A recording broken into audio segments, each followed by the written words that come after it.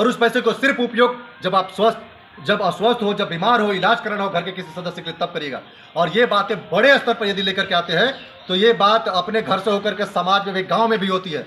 गांव के लोग बैठ करके एक बड़ा बक्सा रखिएगा और हर महीने उसमें जो है कि हर घर से कम 100 रुपये उसमें आना चाहिए। यहाँ पे 100 घर होगा, 10,000 रुपया आएगा, बक्सा भर जाएगा।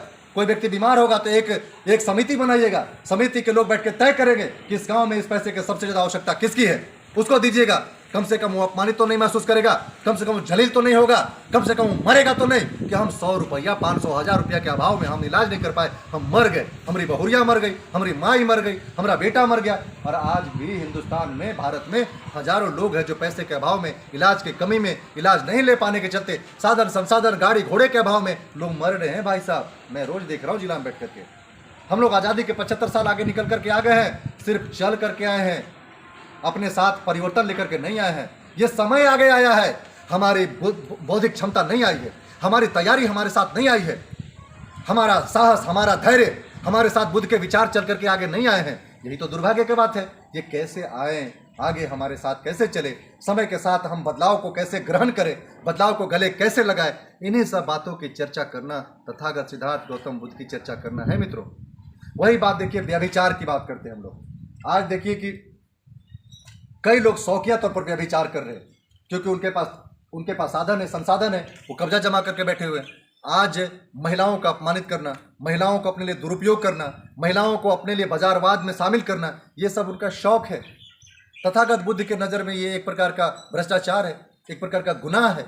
नमो बुद्धाय जय भीम। एक प्रकार गुनाह है महिलाओं का वस्तुकरण करना, महिलाओं को अपने स्वार्थ के लिए प्रयोग करना, महिलाओं को अपने बाजार में शामिल करना। ये तथागत बुद्ध ने एक प्रकार का व्यभिचार उस समय भी बताया था। महिलाओं के प्रति अपनी दृष्टि सम्यक रखें, उनको सम्मान दे, उनको अपने साथ जोड़ करके रखें, अपने कंधे से कंधा मिला करके उनको हम अपने शांति के लिए, सौहार्द के लिए, समानता के लिए ऐसे हम प्रयोग करें। ये उनकी दृष्टि थी। इसीलिए कहा जाता है कि महिलाओं के सशक्तिकरण के लिए सबसे ज़्यादा व्यापक काम यदि कोई किया या पहला कदम कोई उठाया तो तथागत गौतम बुद्ध ने किया। हमारे लोग जो ढिंडोरा पीटते हैं, सबसे ज़्यादा ये सब घनघोर खतरनाक आदमी है। आज महिलाएं मदर डे मनाएंगे और उधर ले जाकर के अपनी माँ को उधर वृद्धाश्रम में उधर रखाएंगे। ये ऐसे लोग हैं जो ऐसी मानसिकता के लोग होंगे जो आज मदर्स डे मनाएंगे, उधर वृद्धाश्रम में रख लेंगे। उनको तथागत गौतम बुद्ध से बहुत डर लगेगा। जो बेटी बचाओ बेटी पढ़ाओ के नारे दीवारों पर बड़ी बड़ी अक्षरों में लिखवा रहे हैं और बड़ी बड़ी मंचों से बेटी पढ़ाओ का नारा बुलंद कर रहे हैं, ऐसे लोगों को गौतम बुद्ध से बहुत डर लगता है। क्योंकि वो जानते हैं कि हम जो बोल रहे हैं सिर्फ नारा है, जमीन पर, हमारे दिल में, हमारे विचार में, हमारे दिनचर्या में ये तो शामिल ही नहीं है।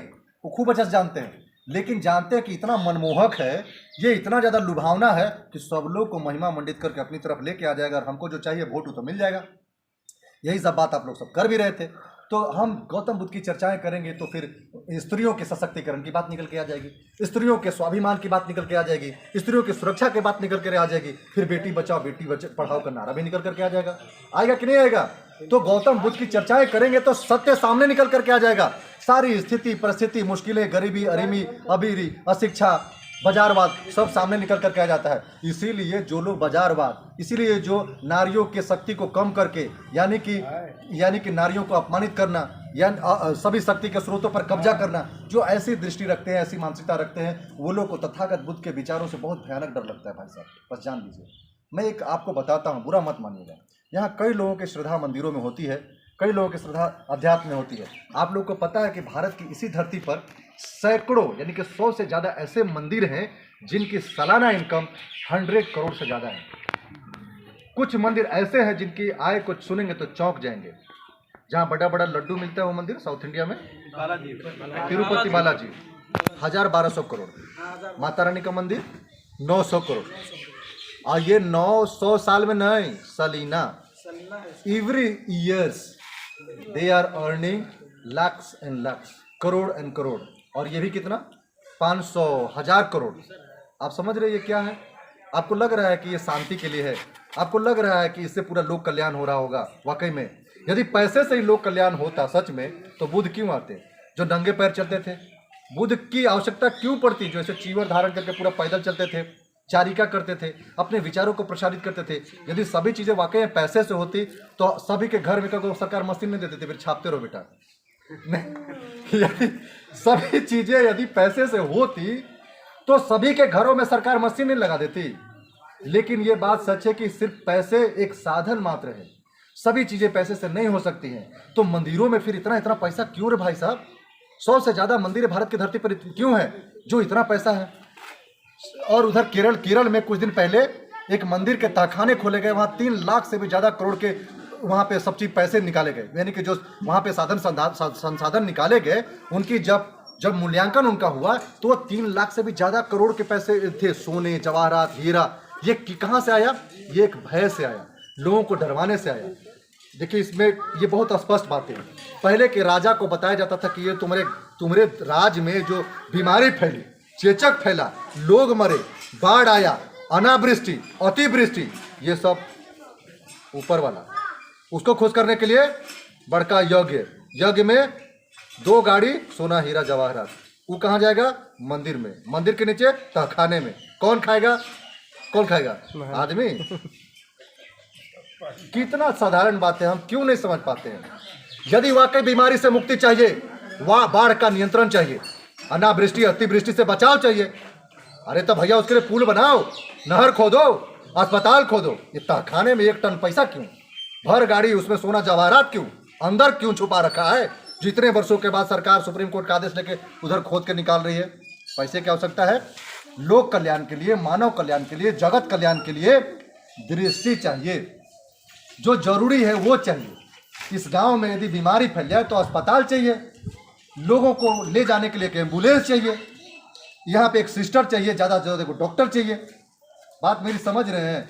ये हमारी आवश्यकता है। लेकिन हम सब क्या करते हैं? कुछ दूसरे ही चीज़ में लग जाते हैं। तथागत गौतम बुद्ध ने बोला सारी समस्याओं के जड़ है, यानी कारण है, उस कारण का निवारण है, निवारण के लिए अपना मार्ग है। तो मार्ग तो चुनते नहीं है, मार्ग तो हम लोगों को उल्लू बनाने में लगा रहे हैं। तो ये सब बातों को बहुत सरल और साधारण तरीके से नहीं समझने के चलते हमारी सारी मुश्किलें हैं। आज तमाम लोग बातचीत कर रहे थे, आरक्षण खत्म हो रहा, SC/ST एक्ट पर कुठाराघात हो रहा। अभी तो राजस्थान में SC/ST एक्ट करिएगा तो उधर जो है कि एंटीसिपेटरी बेल भी मिल रहा है। अनुसूचित जाति जनजाति उत्पीड़न निवारण कानून में एंटीसिपेटरी बेल मिल रहा है। जेल जाने से पहले वो बेल लेकर के आ जा रहा है। ऐसा कभी होता था? जिसकी लाठी उसकी भैंस चल रही है, जिसका भैंस उसकी लाठी, या जिसका लाठी उसका भैंस चल रहा है, भैंस भी उसी का, लाठी भी उसी का, गोर मट्ठा चल रहा है। तो ये तमाम चीज़ें चल रही हैं क्योंकि उनको उनका वर्चस्व चाहिए, क्योंकि ये जितने साधन उन्होंने जुटा के रखे हैं हकमारी करके, उसका बचाव चाहिए। मैंने आपको बताया था कि ये उनके अस्तित्व का प्रश्न है, क्योंकि उन्होंने जितना सब कुछ फैला रखा है, चाहे जिस तरीके से साहित्य के माध्यम से, मंदिरों के माध्यम से, अपने महल अटारियों के रूप में, अपने उद्योग धंधों के रूप में, ये सब उनके अस्तित्व के लिए जरूरी है, क्योंकि इसी से उनका अस्तित्व है, इसी से उनकी पहचान है। आज अडानी को क्यों माना जाता है? तथागत बुद्ध के चेला होने के नाते, भारतीय होने के नाते, वो एक उद्योगपति है। आज दुनिया में उसकी जान पहचान क्यों है? क्योंकि दुनिया के उद्यमियों में उनका स्थान आता है। सबकी हकमारी करके बहुत पैसा जमा कर लिया है, इसलिए उनकी पहचान है। और गौतम बुद्ध की पहचान लोक कल्याणकारी विचारों के प्रतिपादन के लिए, लोगों के बीच में अच्छी बातें फैलाने के लिए। दारू पीने से जीवन बर्बाद होता है, इससे लोगों को रोकने के लिए। अब देखिए अंतर कितना होता है, दोनों बातें हैं। एक व्यक्ति दुनिया का सबसे ज्यादा पैसे वाला व्यक्ति है, पूरा दुनिया उनका जान गया। लेकिन एक व्यक्ति जो दुनिया को जीने का मार्ग दिखा रहा है, रोग से मुक्ति का मार्ग दिखा रहा है, दुनिया को युद्ध के विभीषिका से, युद्ध करने से रोक रहा है, उसके रूप में जाना जा रहा है। तो ये सब कुछ घुमा फिरा करके विचारों का ही है। बुद्ध के विचारों को हम सब उतना ग्रहण नहीं कर पाए जितना बुद्ध के मानने वालों ने, बुद्ध के विरोध करने वालों ने जितना घमासान होकर के बुद्ध के विचारों पर कुठाराघात किया। हमारे मित्र कह रहे थे कि आज पूरे भारत में बुद्ध के जितने विहार उनको ध्वस्त किया जा रहा है। इससे आगे चलते हैं, बुद्ध के विहारों को कई वर्ष पहले पूरी तरीके से ध्वस्त कर चुका है। शायद ही भारत में अभी कुछ बुद्ध विहार बन रहे हैं, एकाध। पूरे औरंगाबाद इधर देख रहे हैं हम लोग, उधर में सरजू जी पेरियार साहब ने हम लोगों के सहयोग से एक बुद्ध विहार का निर्माण करवाया। कहाँ हर घर में जैसे मंदिर बन रहा है, कोने कोने में बुद्ध विहार बन रहा है। तो बुद्ध विहारों का नष्ट होना वो पुरानी कहानी बन चुकी है, इतिहास बन चुका है। बुद्ध विहार बुद्ध के विचारों के साथ जमीन दो हो चुके हैं। जो कनिंघम जैसे लोग आए, जो कुछ ही वर्षों में इधर से उधर से पूरे भारत के धरती को खोद खोद करके निकाल डाला रे भाई साहब। वरना अशोक स्तंभ जिस पर बुद्ध के विचार लिखे थे, सम्राट अशोक के संकल्प लिखे थे, उसको भी भीम गदा बोलता था। ये भीम का गदा था, भीम भांजता था। अरे भीम, हनुमान के गदे। अरे भीम हैं, पत्थर पर लिखे हुए शिलालेखों को भीम बांधता था गदा लेकर के, और हम क्या कर रहे हैं? उन शिलालेखों पर लिखे हुए विचारों को जो आज पढ़े जा चुके हैं, पहले तो पढ़ा भी ना जाता था, वो तो कहिए उन विद्वानों का, उनके जिद का, उनके संकल्प का कि एक एक अक्षर का फोटोग्राफी करके उसका पेंटिंग कर करके जमीन पर बिछा बिछा करके एक एक का मतलब निकाल आया। उसी में तो ये सब प्रियदर्शी निकल के आया, सम्राट अशोक, उसी में तो अपना ये तथागत गौतम बुद्ध के निकल करके आए। ये तमाम चीजें एक व्यक्ति के संकल्प से हुआ, कनिंघम, जिन्होंने आर्कियोलॉजिकल सोसाइटी ऑफ इंडिया स्थापित कर दिया, और इतना भारत के पूरी धरती को खोद के कुछ वर्षों में सबके सामने जो हजारों साल से भ्रम था, जो काल्पनिकता थी, उसको सबके सामने रख दिया, और हम 1000 साल में कुछ भी ना समझ पाए, भीम का गदा भांजते रहे, अशोक के स्तूपों को हम सब जो है कि काल्पनिकता से जोड़ के देखते रहे। हम सब ऐसे कैसे हो सकते हैं? इतना खराब कैसे हो सकते हैं? इतना कमजोर कैसे हो सकते हैं यार? हम सब बुद्ध के धरती के लोग हैं, हम सब सम्राट अशोक के टाइम के लोग हैं, हम सब मोहनजोदड़ो हड़प्पा संस्कृति के लोग हैं, हम सब श्रमण संस्कृति के लोग हैं, श्रम करने वाले लोग हैं। हम सब इतने कैसे कमजोर हो सकते हैं कि जो बोले हम सब मान ले? अशोक के स्तंभ को कोई भीमगदा बोल दे, उसको हम मान ले? साफ साफ दिख रहा है, इतना बड़ा पूरा एकदम स्तंभ है, उस पर साफ साफ कुछ लिखा हुआ। अरे कम से कम पढ़ नहीं सकेंगे तो कम से कम ये तो नहीं स्पष्ट करेंगे कि ये यही लिखा हुआ है। ऐसा तो नहीं कहेंगे ना। आप यदि किसी चीज को नहीं पढ़ेंगे तो बोलेंगे कि राम राम लिखा हुआ है। ऐसा कैसे हो सकते हैं इतना इस तरीके का? जब यही दृष्टि अपनाने की जरूरत है। जब आप कोई चीजें लिखी हुई पढ़ नहीं सकते हैं तो आप बोलिए कि कुछ तो लिखा है भाई, हम सब पढ़ नहीं सकते हैं। एक महिलाएं हमारी वही करती रहेंगी जो करती आ रही हैं, क्योंकि उनको असर नहीं मिला, उनको मौका नहीं मिला। ये मौका कौन लेकर के आएगा? और उस मौके पर कौन यहाँ आमंत्रित होगा? कौन आपसे सच्चाई साझा करेगा? वही ना करेगा जो पढ़ रहा है, जो सुन रहा है, जो उसमें अपना जीवन खपा रहा है। लेकिन कभी ईमानदारी से बोलिए, कभी आप लोगों ने ऐसी आवश्यकता महसूस की? कभी आपने जरूरत महसूस की कि यहाँ एक ऐसे व्यक्ति को लेकर के आते हैं जो इसके बारे में, ये जो भगवान बुद्ध का जो मूर्ति है पुराना, इसके बारे में कोई पढ़े, कोई बताए पढ़ के? कभी जरूरत लगा आप लोग को? नहीं लगा। ये जरूरत अब लगना चाहिए।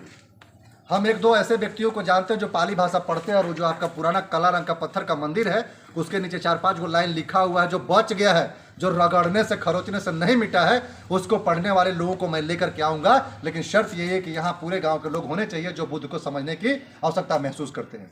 आप ऐसा तैयार है? तो 5 ऐसे लोगों को मैं लेकर के आ सकता हूँ जो पाली समझते हैं। मैं आज ही कोशिश करूँगा। हमको 1 महीने का टाइम दीजिए, हमको 1 महीने का टाइम दीजिए, लेकिन हमको समय चाहिए लेकर के आने के लिए, लेकिन आपको संकल्प चाहिए यहाँ उपस्थित होने के लिए। आपके संकल्प के बारे में मुझे मालूम है अच्छा से क्या होगा।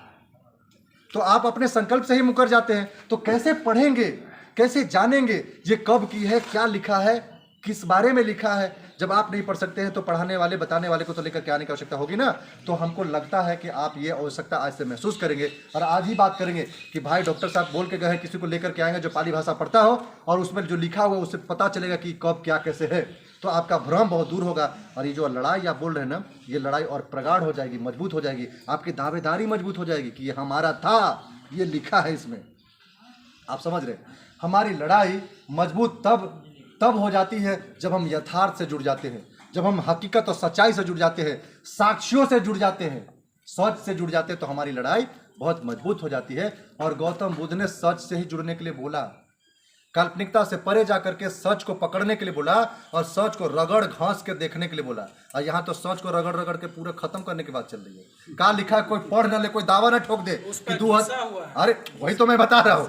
सच को सिर्फ रगड़ रगड़ के नहीं मिटाया गया, तोप लगा करके भी कई जगहों पर उसको मिटाने की कोशिश की गई है, क्योंकि इतने मजबूत थे, इतने बड़े थे, इतने वैभवशाली थे कि उनको खरोच के नहीं मिटाया जा सकता भाई साहब।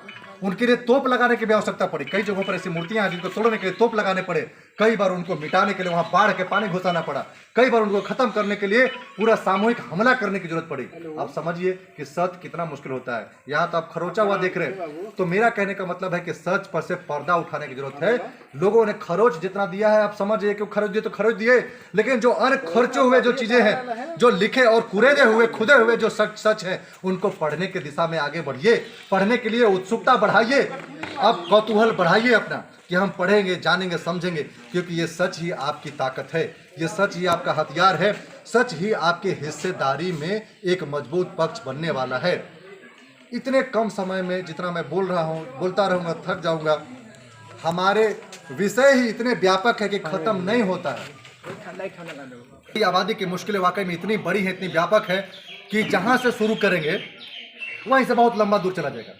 एक विषय को पकड़ेंगे, वो विषय इतना दूर चला जाएगा कि लगेगा कि जमीन से निकल के आसमान पकड़ लिया।